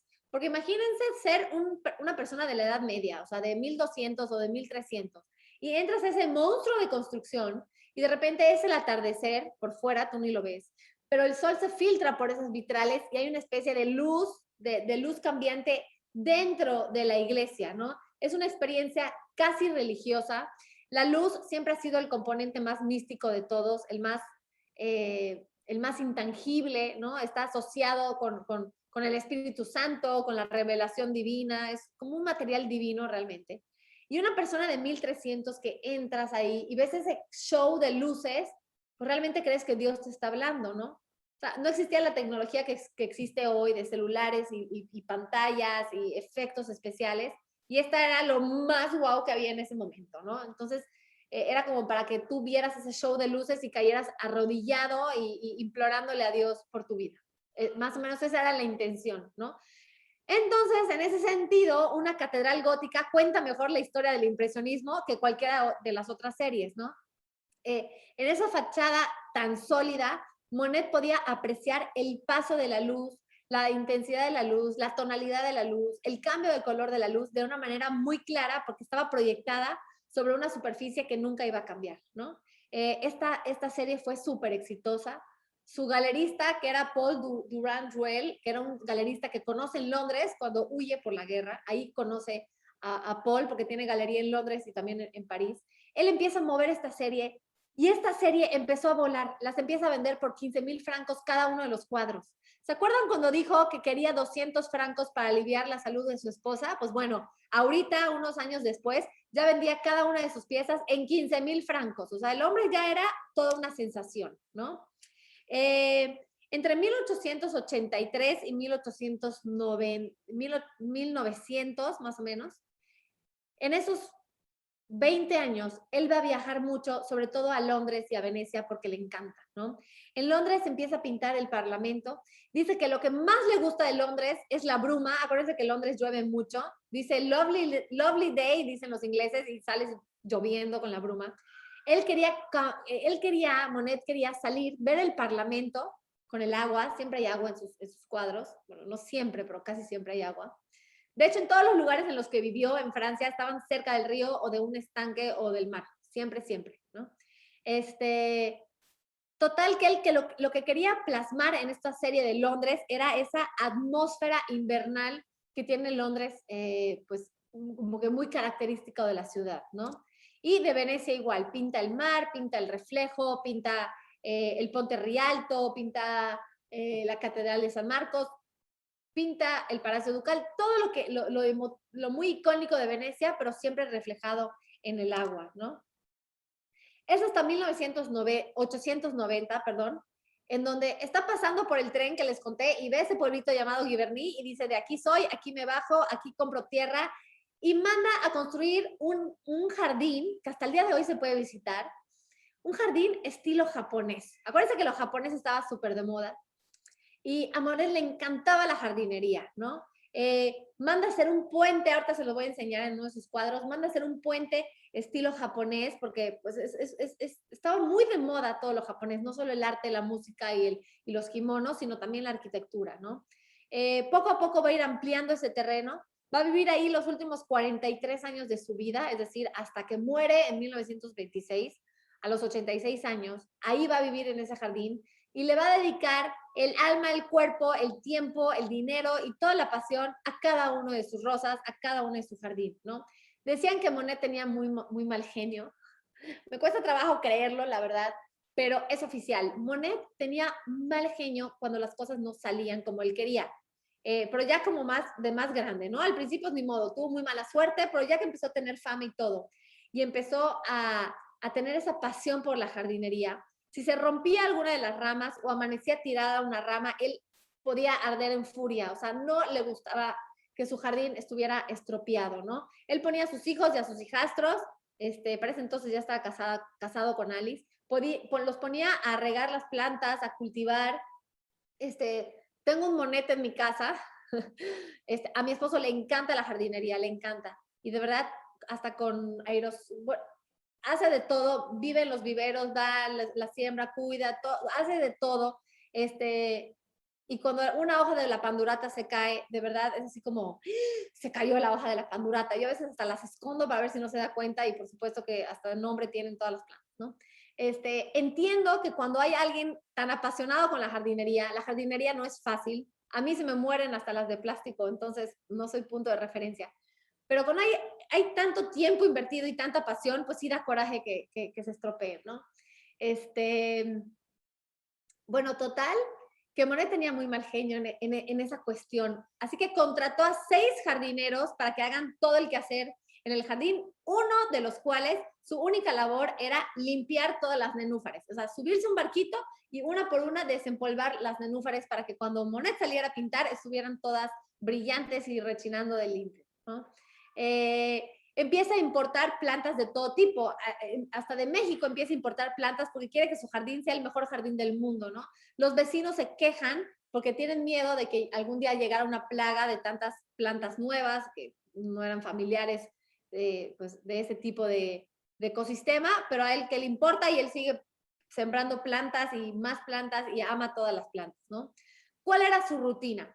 Él se levantaba en Giverny todos los días al salir el sol, 5 o 6 de la mañana, desayunaba algo ligero, un café, y luego se iba a pintar. A las 11:30 de la mañana regresaba a su casa a la comida, comía por lo general salchicha, y luego se tomaba una copa de café o una taza de café o una copa de brandy, y si la luz seguía buena y estaba muy lindo el día, entonces seguía pintando, y si no, entonces limpiaba sus pinceles, preparaba su paleta, arreglaba su jardín, y esa era la rutina de Monet, ¿no? Giverny poco a poco empezó a ser famoso porque a medida que Monet agarraba fama, pues lo mismo su jardín, ¿no? Entonces muchísima gente de fuera, sobre todo de Estados Unidos, llegaban muchísimos americanos a golpear la puerta, a querer conocer a Monet, Entonces la gente vio oportunidad de negocio y empezaron a abrir cafeterías, perdón, y hotelitos, y ahí los americanos y los turistas se quedaban.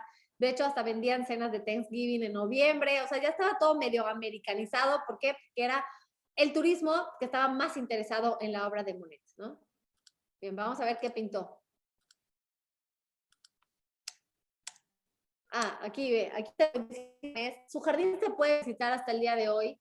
Hay ciertos meses que cierra por el invierno, pero se puede rentar incluso su casa en Airbnb. O sea, tú puedes llegar a la casa de Monet en un Airbnb y cuesta alrededor de 300 euros, lo cual no se me hace nada costoso, considerando que es la casa de Monet y que son los cuartos, la cocina. O sea, puede llegar tu familia, dos, tres familias, y entran súper bien, ¿no? Entonces, bueno, no sé si 3 familias, depende de qué tan grande sea la familia, pero tiene un par de cuartos, una cocina y acceso al jardín. Es una chulada, es toda una experiencia, es uno de mis sueños, espero algún día cumplirlo.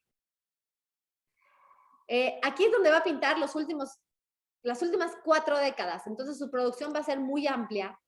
Vean cuánto verde tiene este tipo de cuadros, ¿no? El verde Viridian era un verde nuevo en ese momento, no es tan tóxico, hasta el día de hoy se sigue vendiendo, y también va a poner ese verde, ¿no? Pero también sigue usando el verde París, el cual va a ser sumamente tóxico.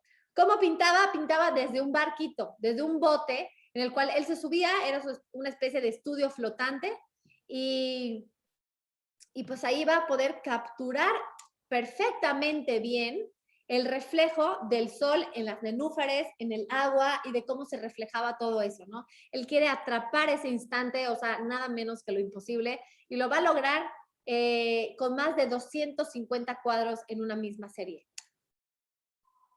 Va a ser su última serie porque este va a ser el motivo que lo va a enamorar durante más de 40 años. Solo esto quiere pintar, ¿sí? Son 250 cuadros de nenúfares, es muchísimo.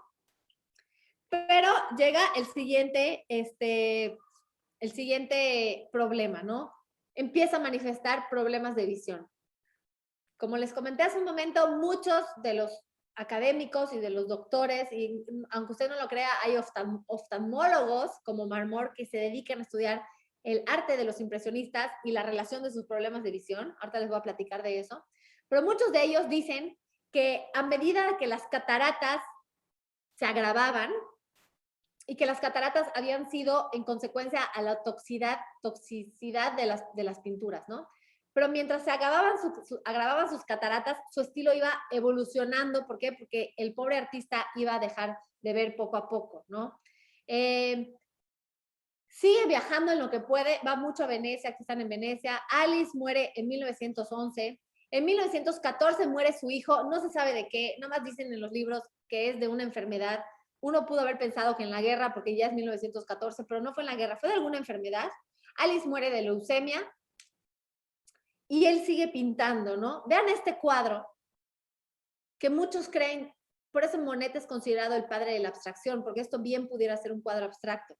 Simplemente no es que él haya querido ser abstracto, el término ni siquiera existía en ese entonces, sino que él ya estaba dejando de ver, ¿no? Para 1911 no solo muere Alice, sino que le dan el diagnóstico de que, hey, tienes cataratas en los ojos, ¿no?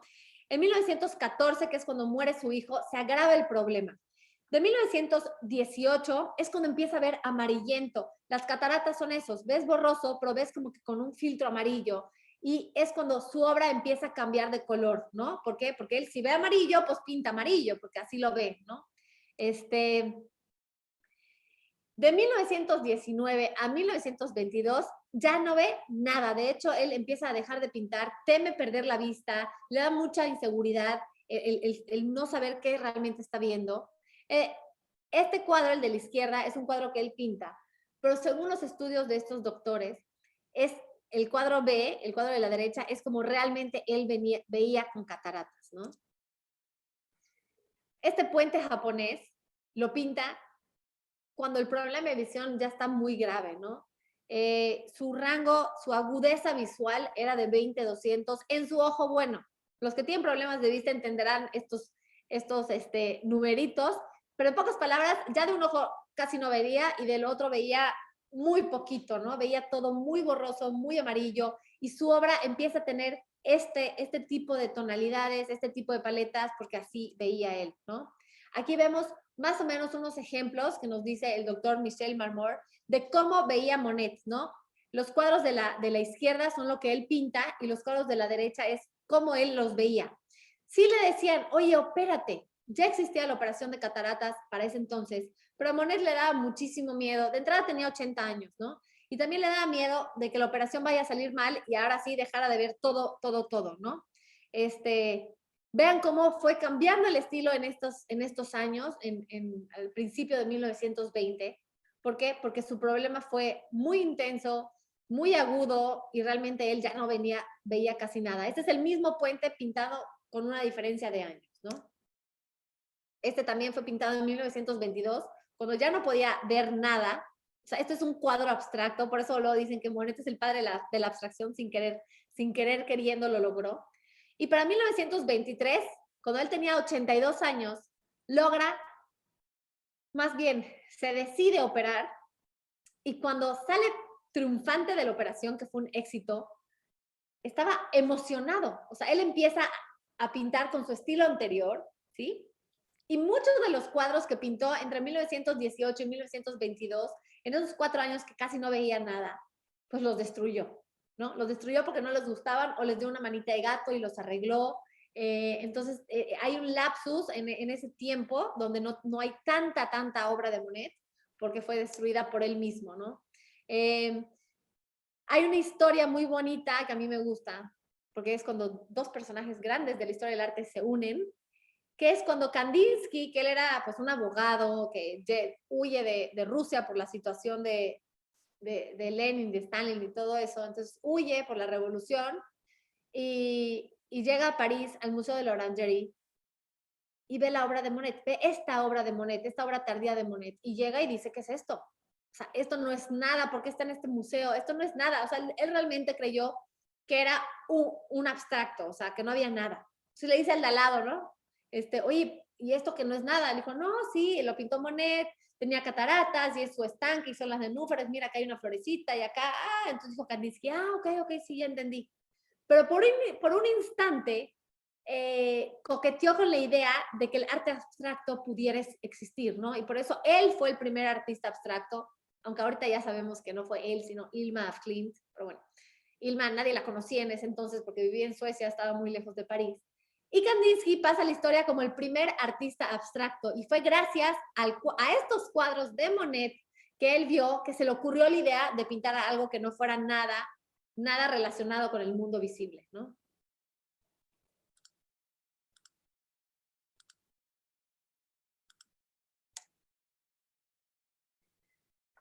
Después de la Primera Guerra Mundial, acuérdense que a Francia, bueno, a toda Europa le toca muy duro esa guerra, ¿no? Y la segunda también. Pero después de la Primera Guerra Mundial, que es la que le toca vivir a Monet, obviamente él no se fue a combatir ni nada de eso, pues porque ya tenía unos 80 años, 70 y tantos. Para celebrar que acabó la guerra, lo que él hace es que va a pintar muchos cuadros de unos hasta 17 metros de largo, o sea, larguísimos, 6 metros de largo, o sea, enormes, y le va a donar 8 de estos paneles al Estado francés, pero con la condición de que los ponga en un buen museo. En este momento, el Museo del Louvre no tenía paredes para colgar esos monstruos, estas grandes obras de arte, pero sí existía un edificio de forma circular a las afueras del Museo del Louvre, que era donde se guardaban las naranjas cuando el Museo del Louvre era castillo, era palacio, ¿no? Era el Orangerie, que significa el naranjario, más o menos. Y ahí se convirtió en museo y pusieron estos cuadros que Monet va a ser exprofeso para este lugar, por eso tienen esa forma circular, ¿no? Hasta el día de hoy están exhibidos estos cuadros en ese lugar. Realmente es por lo que vale la pena. También tiene otro tipo de obra moderna, muy buena, pero lo más importante de la colección es sin duda los cuadros de Monet de esta etapa final de su vida. Fue lo último que hizo.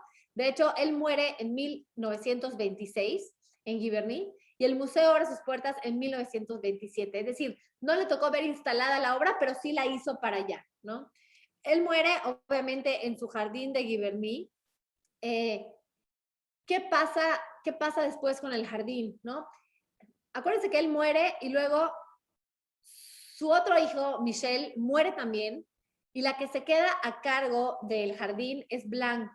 Blanche era la hija de Alice y Ernest Hochedel, los que vivían juntos con los Monet, que se casa con Jean, el hijo de Monet. Es decir, su hijastra y su hijo se casan, ¿no? Jean muere en 1914 de la enfermedad que no sabemos cuál es, y luego muere Monet, luego muere su otro hijo, y cuando muere su otro hijo, recibe, o sea, la Fundación Monet recibe mucho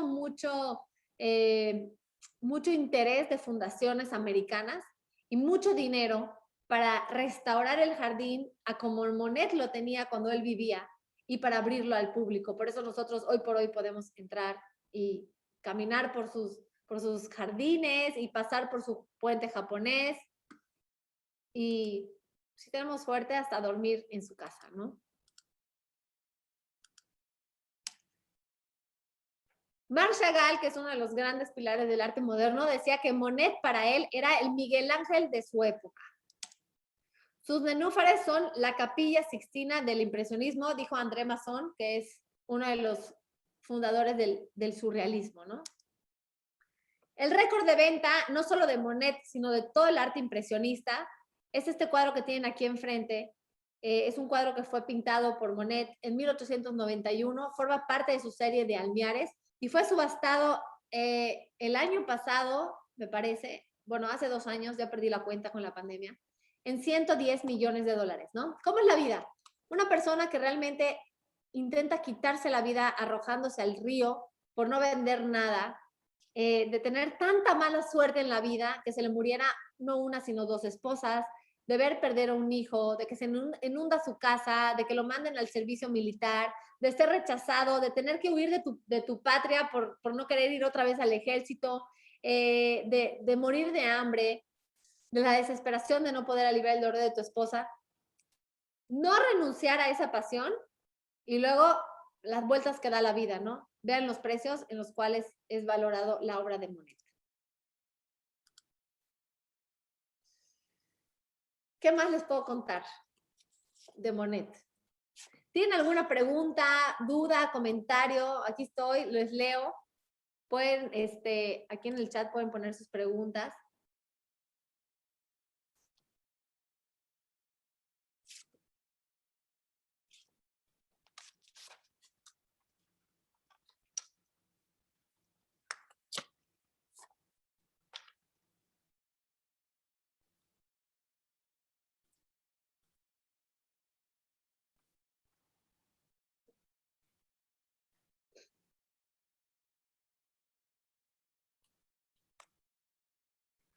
Cuéntame cuál fue su obra favorita.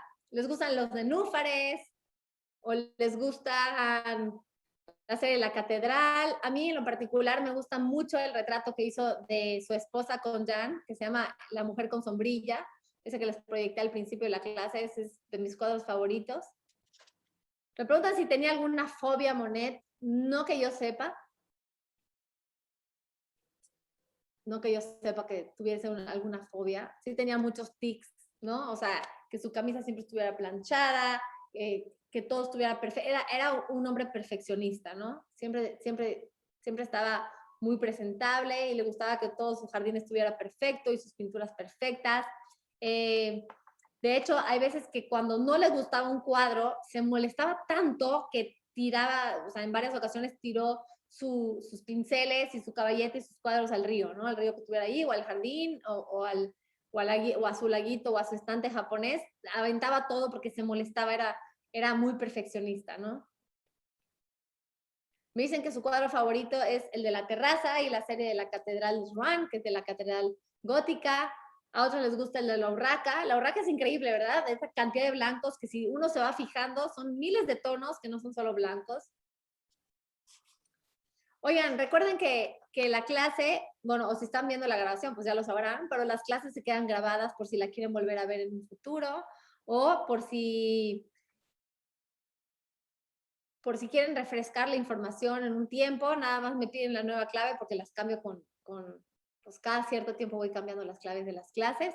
Muchas gracias por estar aquí hoy. Las siguientes, tenemos en abril, vamos a tener muchas clases más. Vamos a tener la vida de Gustav Klimt. Klimt es mi pintor favorito de todos los tiempos, desde el día que nací. Tiene una vida no solo muy interesante, sino muy fructífera y vivió en un periodo de tiempo que a mí me fascina, ¿no? Que es la Viena de finales de 1800, que es la Viena de Sisi Emperatriz, de pues la Viena de los cafés, de donde surge el Ring. Es más o menos lo que vivió este renacimiento parisino, pues en Viena, ¿no? Con toda la obra de Klimt, del beso, de Adele, con todos los mensajes subliminales que hay detrás de su obra. Es increíble la creatividad de este señor, ¿no? En abril vamos a tener la clase de Klimt, la clase de Picasso, que muchos me dicen, a mí, Andrea, no me gusta Picasso, a mí no me gusta el cubismo, y la verdad yo soy de esas que dice, a mí no me gusta Picasso, hasta que un día, un verano, me dediqué a leer la vida de Picasso hace mucho tiempo, y acabé amándolo, ¿no? O sea, lo repruebo como ser humano, se me hace como que no, o sea, ya verán en la clase de Picasso porque como persona no nos cae bien, pero lo que hizo en el arte, de verdad, no existe un pintor más revolucionario que él. Es el pintor para muchos más importantes o el que más vueltas le dio al arte de todo el siglo XX, entonces por eso se merece una clase. Así que vamos a tener la clase de Klimt, de Picasso y de Van Gogh, porque pues bueno, además ayer fue su cumpleaños, así que la clase de Van Gogh igual va a estar interesante porque vamos a desmentir todos los rumores sobre su oreja, sobre su suicidio, sobre si solo vendió un cuadro, sobre si fue reconocido y vamos a dejar de pobretearlo por fin. Entonces, pues bueno, son varias clases que están viniendo. Si tienen alguna duda, pregunta, comentario, no importa que no estén en vivo y la están viendo mucho tiempo después de esta clase, me pueden mandar un correo a través de la página o a través de mi cuenta de Instagram y ahí lo platicamos, ¿no? Aquí me preguntan, entonces, las nenúfares de l'Orangerie las pintó después de su operación de cataratas y quedó bien de la vista, sí. Se opera en el 22, se opera en el 1922, 1923, y es cuando empieza a trabajar en este proyecto grande y muere en el 26, ¿no? Entonces, quizás las empezó antes de las cataratas, pero ya tuvo un margen de 3 años, ya con una visión muy buena, para arreglar, ¿no? Lo que a él no le gustó, definitivamente lo destruyó, y si no, pues lo arreglaba, le pintaba encima. Para este entonces ya pintaba mucho dentro del estudio. Eso era un poco traicionar la idea inicial del impresionismo, pero en defensa de Monet, pues ya tenía 80 y tantos años, y pues a veces ya no era tan posible estar pintando en plena nevada, ¿no? Entonces él pintaba las primeras impresiones afuera y luego terminaba dentro del estudio. Gracias a todos y nos vemos pronto.